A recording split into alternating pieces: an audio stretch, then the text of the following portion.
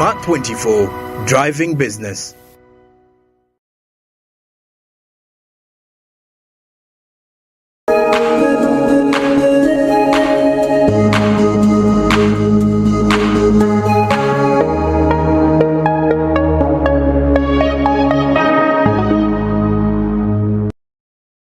Welcome yet again to another episode of Women in Business on Smart 24 TV. I'm Doreen Kemcha, and it's always a delight to have you. Now, today's topic, we're going to be talking about something interesting: business preparedness of the Ugandan woman. And who better to take us through this than our guest today, Madame Meg Hilbert Jakwe. She says it's not Jackie, it's Jakwe. You're welcome. Thank you so much, Doreen. It's a pleasure to be here. Definitely. Now, let me just take you through. She's an amazing woman. MD for Jakana Foods, over 10 years in Uganda. Born and raised in New York. Manufacturing, engineering, that is your forte. Masters in Business International Marketing. Has been all over the place in international spaces, passing on and doing your goodness as well. But, well, she's also the president of the American Chamber of Commerce in Uganda. This is quite a long list, you know? Yeah, I wear many hats. Exactly. And you present yourself as a foodie, passionate about organic foods, passionate about organic preservation, food preservation, and packaging. Yeah. How did this story start? How did it start? Well, I think I've been fortunate. I was raised in a family that's been organic farming for 40 years. Yeah. Back in New York. And so, you know, I've always grown my own garden. I had a garden when I was very young. Yeah. I won an edible landscaping award in my town. Edible landscape. Yeah, so I turned my front yard into an edible landscape because I believe that everything that you plant should be something that you can eat. So when I did that, I was the first one and only one in my town to ever do that, so I won an award for it. And this is so funny. Just yesterday morning, we were actually talking about it with someone, and the person was planting matoke, right? This person has less than 50 by 100, and I said, you know what? Most people right now are opting for something edible rather than the usual flowers that used to, you know, fill up. And that's right? Yeah, absolutely. I mean, if we're going to utilize the limited space that we have, edible landscaping can also produce flowers. It can be beautiful. You know, onions can produce purple flowers or white flowers. So, you know, you have a choice of whether you want to put something in that you can take advantage of or you can take advantage of. So why not take advantage of the space that you have and grow something that you could eat? Edible landscaping. That's a new one. That's a new one for me. However, we've had quite a lot of especially the New Vision has done it, yes, and I believe Daily Monitor as well. There's been so much skilling right now on urban farming, yes, urban farming, but where does it come from? The fact that there needs to be an increase in nutrition of Ugandans. So most of the Ugandans have embraced it. Talk about that, you know, edible landscaping. I think you know, urban farming is a perfect example of edible landscaping, just a different name, right? And I think the more that we can focus and concentrate growing our foods here, we're going to bring a healthier population right here in the cities. It's going to allow kids to become a part of it.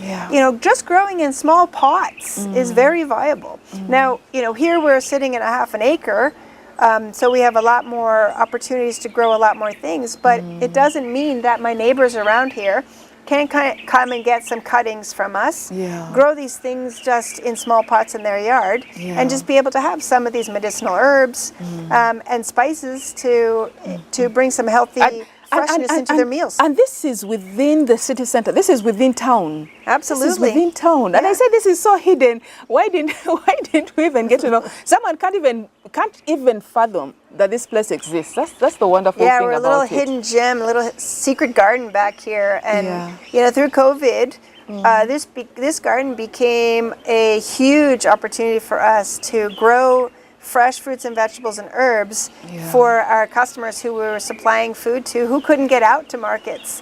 So we were their source of nutrition for, at least those first 3 months. And now it's 3 years later, we're still providing source of nutrition. And many Ugandans have actually embraced this.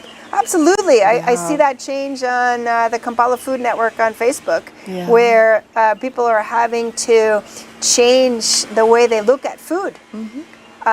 What is available to us? What can we easily get here around instead of waiting for it to come from up country? And what's going to be more convenient to eat? So how just get, since we've started talking about this, I'm concerned about the rural woman, the woman in the village. Do you think she's in trend? She's really moving along with all these changes that are happening? Like, honestly, do you really think that is happening in Uganda? I don't think it can happen yet. I think unless more technology is brought to these rural women. And I think that has to come in the form of more associations that are going to be focused on making them more visible to the marketplace. Because I think, we as women, we can be creative in everything and anything that we do. A problem is put in front of us, whether it's raising our children, putting food on the table, we'll come up with a solution. And I think if someone can come up with that solution for our rural women to make them more visible, then it's going to elevate them and elevate the rest of us. Do you think it's a mindset issue? In some ways, yes. I think they've been caught in their ways for too long, right? They're not exposed to a lot more of the worldly influences. During COVID, we couldn't even travel up country, to perform trainings. They didn't want us there. They didn't want us bringing potential problems into their villages. So that limited us for many years, right? Now the world market has changed in the way they buy things, the way they shop. So we need these rural women to get on board to be more viable electronically. Now, Meg, you are huge. Actually, this is what you are doing right now in this setting, Jakana Foods. All about preservation, organic foods, and the packaging, doing immensely. I mean, like, there is, your products are packaged so well. The mangoes, I didn't even know it was possible to dry jackfruit, yes, until you guys started doing it. Pineapples, yes, we've got quite a number of Ugandan products on the shelf right now with dried pineapples and all that, dried bananas, and we buy these products. What is it about the Ugandan woman? Yes, you talked about visibility, lack of visibility, but what is it about the Ugandan woman that make you are able to come into this space, the Ugandan space, find huge opportunities when I speak for all, yes? We have been within this particular space and we didn't see this particular opportunity. What is it about, what do you think? Okay, just subjectively speaking or not subjective? Just give it to us like hardcore, like as it is. Well, I think, I grew up with different exposures to things, right? It's kind of funny because, growing up in the US, we don't grow pineapples except maybe Hawaii. We don't really grow bananas except maybe Florida. We don't grow mangoes. So we have to get those products from somewhere else. Right? And so, traditionally I would have gotten them from South America, but once I came here and learned all those products were here, it's a way for me to share the flavors that I know of Uganda back home to my folks in the US. Right? And whereas a Ugandan is not experiencing that same urgency. Or that same opportunity because they never missed it. Right? Because they've always had it. Because we're waiting for the next season. We're saying, yes, the mangoes aren't there this season. We're going to eat these mangoes until we drop, and then we wait for the next season. The only time I have actually heard of something like from a rural woman is actually preserving senene. Yes? Okay. Have you reached to that? Have you reached that point? Have you done it yet? We have not, but I've had it. What's stopping you? What's stopping you from doing that? Oh, it's done by others, so I'm not going to do what others are doing. Okay. Right? So I'm going to be a little bit more unique. I'm going to differentiate myself with new and different products. And like you said, you you've traditionally said, okay, mangoes are out of season, I'll wait till next season. Yeah. Me, I'm always worried about, will I have enough dried mangoes to get me through the off season before the next season comes along? So, and I think that's the way a rural woman has to think about it. She might grow onions, for example, but she knows, or tomatoes, but she knows that when it's off season, the tomatoes are going to be more expensive. So why can't she preserve by drying some of those tomatoes and onions and green peppers that she has grown before they go out of season, so that she has them not only maybe for herself in the off season, but to sell to others in the off season. This has actually been done. Eastern northern Uganda really does quite a lot of drying. And whether it's the vegetables, especially the vegetables, they do quite a lot of eggplant drying, predominantly. And then you have the greens, their particular greens, and they do that. So maybe what needs to be done is to enlarge the products that are really being dried. Not only just for what they use, but also what is appealing to others as well. Right, exactly. I mean, I just had someone from the U.S., they were here last week, and a couple of days before they asked me, can you dry me some dodo, some pumpkin leaves, some 5 or 6 or 10 different things, so that I can take them back with me to the U.S. Right? And I think that convenience mentality and that ability to be able to share your flavors with another country has to be a mindset. Because when I see tourists coming here, I want every one of them to have my product. Because I want, when they go home, I want them to crave. I want them to crave that product, and then they go to their supermarkets and say, this was the best product I've ever tasted. Can you find out how you can get that product in this supermarket so I can buy it here? And this is weird, because every time I meet someone coming new into the country, the very first thing I say, have you tested our grapefruits? Right? Have you tested our grapefruits? Have you tested the vegetables? They're awesome. You can get them from here, from here, from here. But as you talk, I realize that is where I stopped. That is where I stopped. You're pushing us on to move on to the next thing. It's not just about telling them, you know what, have you tested this? Have you tried this out? Let them know that there's a different, a different flavor that can be accessed. Let them know that they can actually get this particular taste in dried form and take it back with them, right? Absolutely. I mean, when I came in here, 12, 13 years ago, and started to taste the flavors of Uganda, it's totally different flavor. Right? I look at carrots, for example. You might think that's a very basic thing. We are so used. Right? We are so used to them. It, right? But carrots, to me, in the U.S. taste totally different. They're very flavorless. And so when I made carrot cake here, somebody said, wow, that's the best carrot cake I've ever tasted. Really? And to me, it was because the flavor profile of the carrots. Right? So, being able to spread that that flavor profile and getting Uganda branded around flavors has got to be a way to push the agricultural movement from within to out. But you are literally the president of American Chamber of Commerce, right, in Uganda. Is this information trickling down to Uganda Tourism Board? Is it trickling down to all these rural, the rural bodies, NADS and all this? Is it trickling down? I would say yes and no. The one limitation that we have for the American market for Ugandan products is that we are not allowed to export fresh into the U.S. The U.S. has not approved through the Ministry of Agriculture here our fresh exports. So everything has to be processed. Right? And I think there's a couple of reasons for that. It's a longer travel, so the freshness of products might not survive as long. So either sending it frozen, sending it dried, sending it powdered has got to be the alternatives. So bringing that technology here and test marketing it all there, takes investment. And so that's where the American Chamber of Commerce can help, is how can we bring some of that equipment and investment here so that this flavor profile can be known in the world. This is 10 years counting, more than 10 years, right?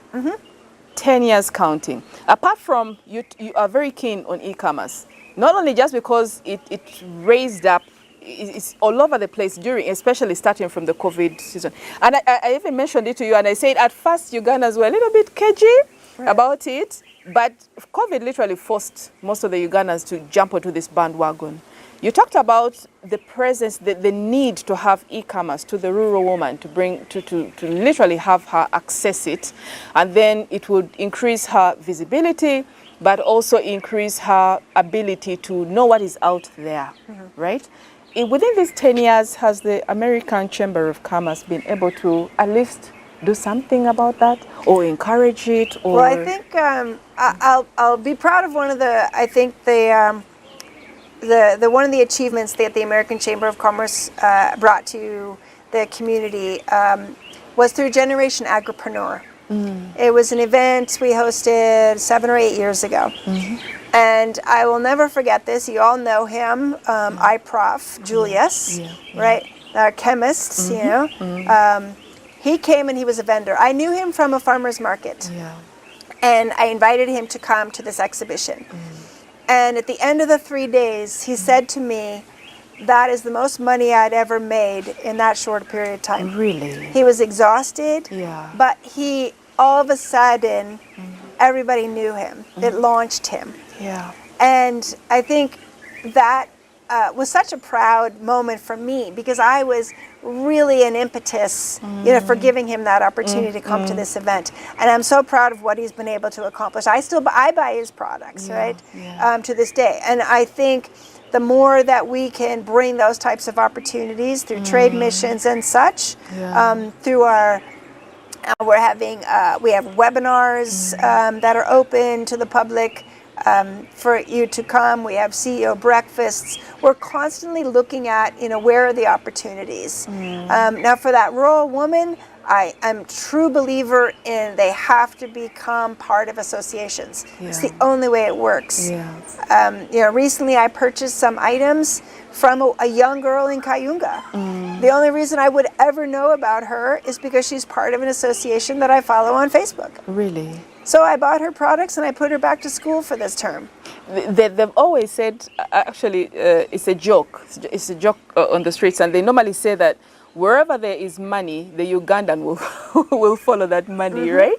Wherever the money is, whether it's in Dubai, whether it's where, the Ugandan will literally follow that money. So even as we talk right now, I'm thinking about the woman down in Kayunga.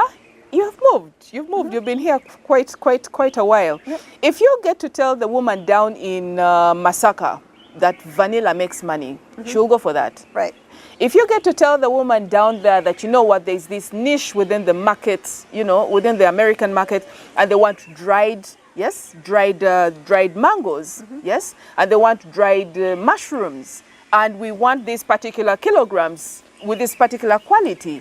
And by the way, in addition to that, you can get a dryer, a sun dryer from this place and this place. I'm very sure the woman will rise up if they're together, get organized, and be able to give you these dried mushrooms and dried mangoes. Absolutely. There's nothing holding her back. Really, there's nothing holding her back. She's just as competent as anybody else, as long as she is funded for it. Right. And she has the passion. You know, I don't want to come across and work with people that don't have the passion. They're just there for the paycheck.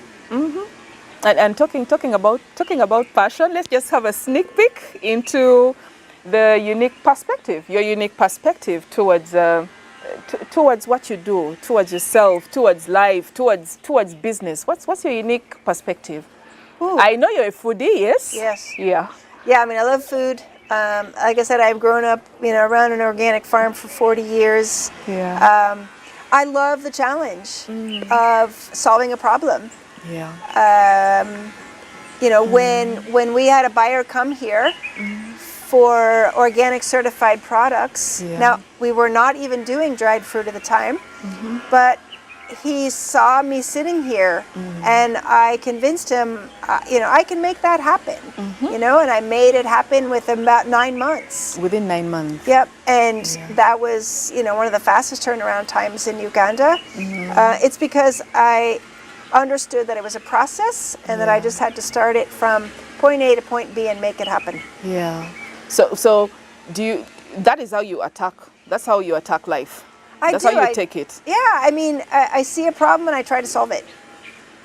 You know, or I see an opportunity and I try to make it more efficient. Yeah, yeah. Right? And this is why I'm actually fixated, right? Because everyone seems to have a little bit of a clue about the problem that the rural woman faces, but not much is being done. Right. The solutions are harder. Yeah. The solutions are harder. I mean, I think it's with, you know, even I look at myself as an older woman, right?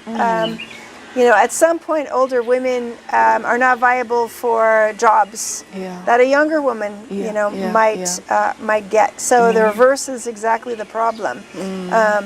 Or it's an older man, same with a younger man.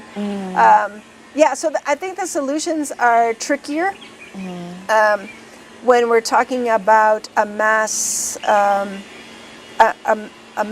problem. You know, you know, since we have so many women in this country, we have so many young girls in this country. It's not just about getting one thing and giving them. Yeah, and they just have to collectively get involved. They have to really have a different conversation amongst themselves to say, you know, how do I make myself better? You know, and they have to want to do that.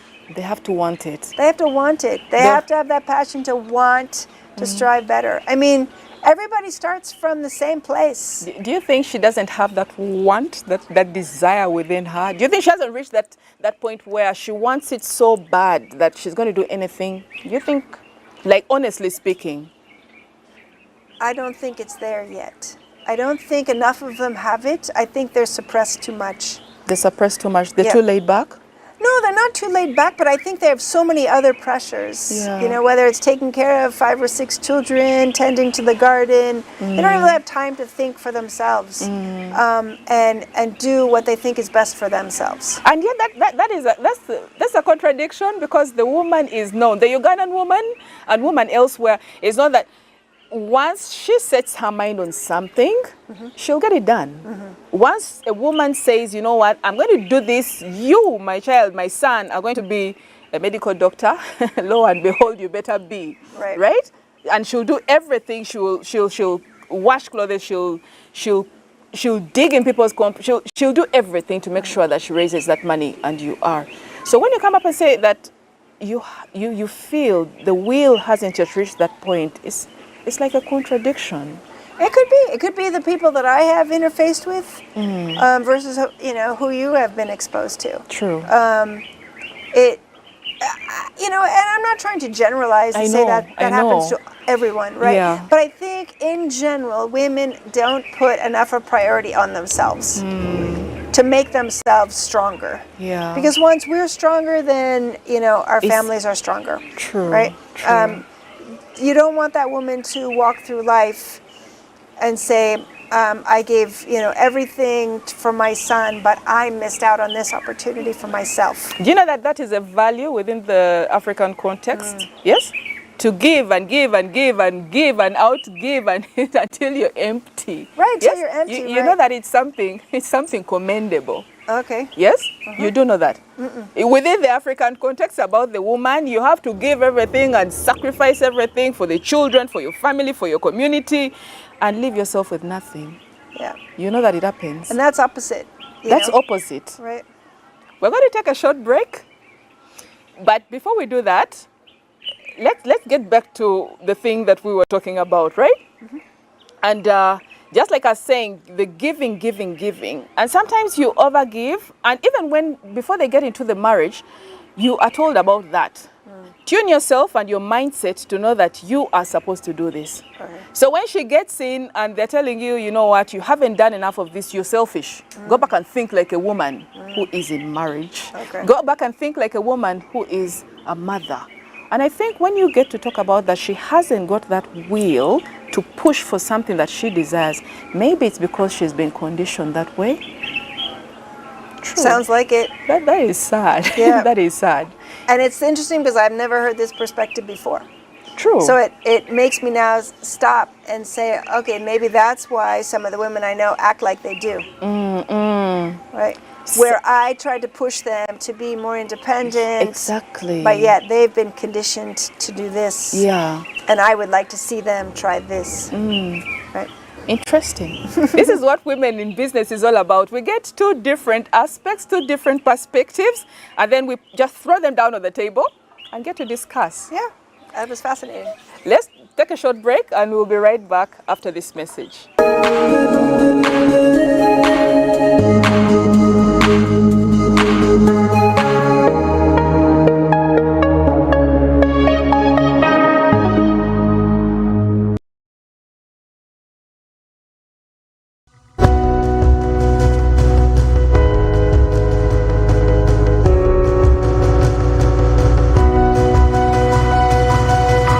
Smart 24.